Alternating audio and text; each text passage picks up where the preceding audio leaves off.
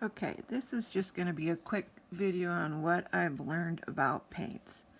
Now, I've only tried like 4 or 5 different kinds of paints, and this is what I know so far.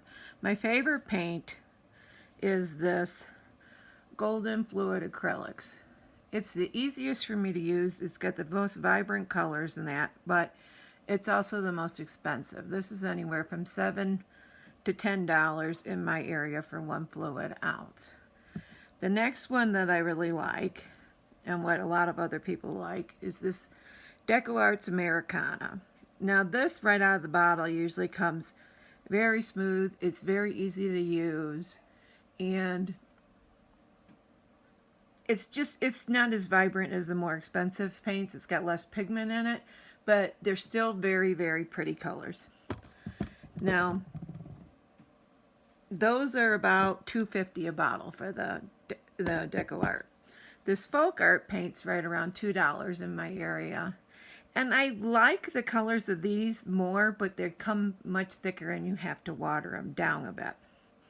And then the cheapest paint in my area is this Apple Barrel, which is only like 50 cents a bottle. So this is what I've been using the most of because it's very cheap and I can do a lot of practice on it because I'm brand new at this.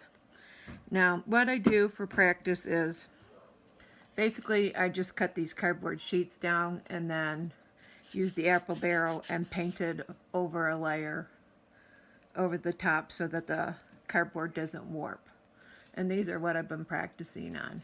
But for now, I'll just show you guys what I'm talking about the paint consistency, and then I'm going to call it for this video. This is just to give you an idea on what I've learned about paints so that you don't have to spend the money if you don't want to, and you can go to just what you think you're going to like.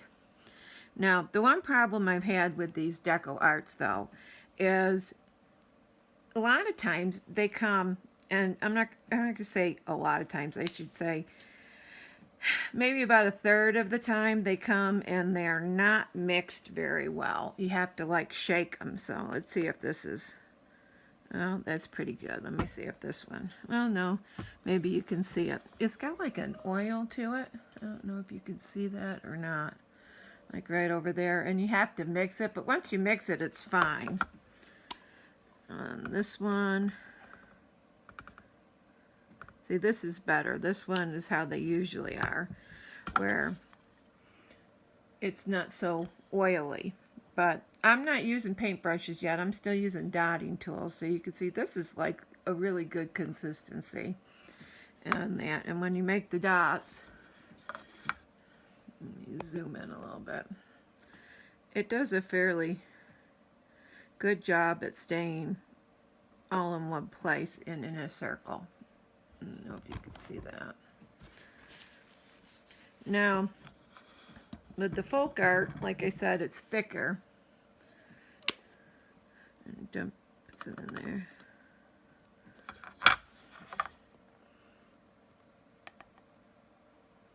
I guess I've used quite a bit. See how thick that is? You really need to add a little bit of water to this to make it so it's not, so it doesn't come off like that. You want it to be looser than that. And it'll leave peaks. If you, I don't know if you can see that. Let me do it on that.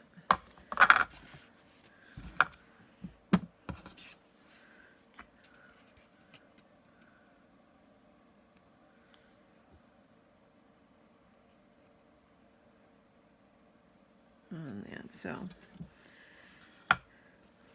the Apple Barrel, actually, when I first got it and I first started, which was like a couple months ago, I thought it was too thick, but now I'm thinking it's pretty perfect. This is it here, this orange one.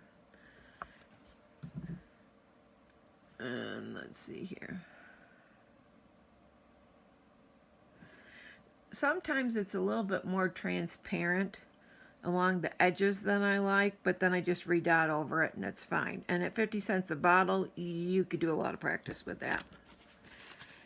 And then this is the golden paint, which it's really comes out fluid. It's this golden fluid acrylics. But it's just so much more vibrant, and it just dots perfect. But you're also paying way more for it.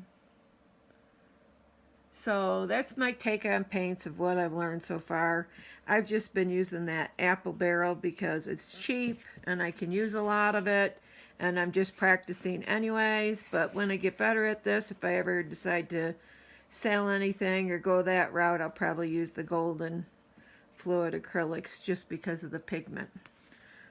Hope that taught you guys something or could be helpful to you. Thanks. Bye.